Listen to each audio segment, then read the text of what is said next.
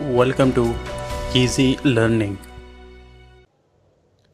Exercise number 158.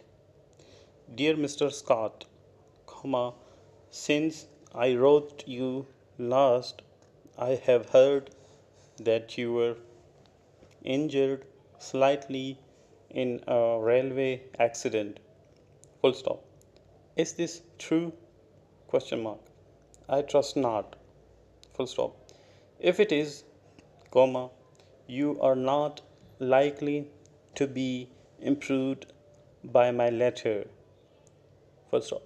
If it is not, you will pardon my mentioning the report. Full stop. In any case, you might send me word, and if you can spare the time, perhaps you will come over on Monday. Full stop.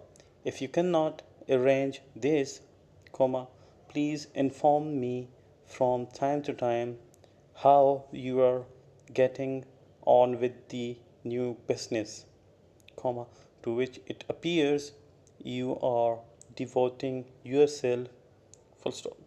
If it be as successful as you were inclined to think, you will be very fortunate, and if it be not quite so profitable as you hoped, it will still have proved an interesting experiment. Full stop. At all events, it was well worth a trial. Full stop. At the same time, you should not work too hard. Full stop. If you do, you must not be surprised to find your health giving way. Full stop.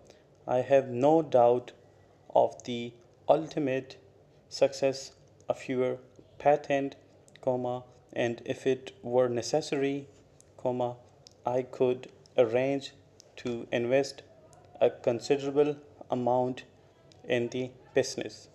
Full stop. I cannot do anything in the matter of the shares you spoke about until I have seen you again. Full stop. I cannot see that there is any hurry about the affair.